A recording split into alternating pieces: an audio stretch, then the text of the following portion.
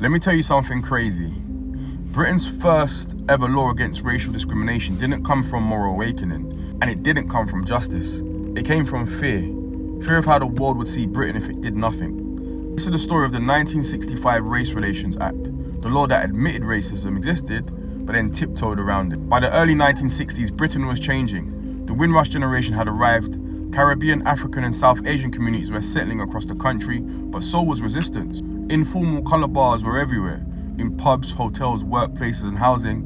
No blacks, no dogs, no Irish. Not a slogan, a policy. But the real trigger wasn't the suffering of black communities. It was the global embarrassment. Britain was trying to present itself as a modern democracy, while the civil rights movement in America was exposing racial violence and injustice worldwide. And here's the part some people miss.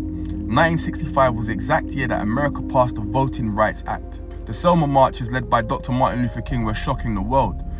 The US had already passed the Civil Rights Act in 1965. America was attempting to confront its racism publicly, and Britain realized it couldn't just sit there looking silent and superior. On paper, the 1965 Race Relations Act outlawed racial discrimination in public places, hotels, cafes, pubs, and any publicly accessible service. On the surface, a step forward, but in reality, it left out everything that actually mattered, such as no protection in employment, no protection in housing, no protection in schools, no protection from the police, no punishment for racist abuse, and no accountability for institutions. You could be refused a job because you're black, legal. Refused a home because you're Asian, legal. Stopped by the police because you're black, legal. The act protected you in the pub, but not in your life. Let me tell you something. The 1965 Act was symbolic. It acknowledged racism existed, but refused to confront power. Enforcement body, the Race Relations Board, had no power to punish, no power to fine, and no power to demand real change.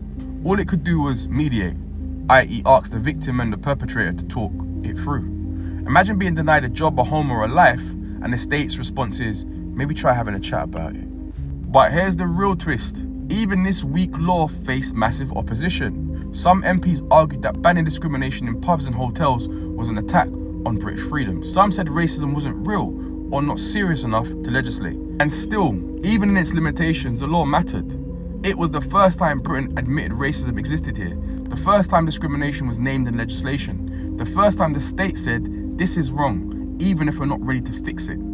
Even though the law itself wasn't strong, the message it sent that black and Asian communities had a right to demand fairness was powerful. The 1965 Race Relations Act is one of those moments you study, not because it solved the problem, but because it exposed the scale of the problem. It showed how far Britain was willing to go and how far it refused to go.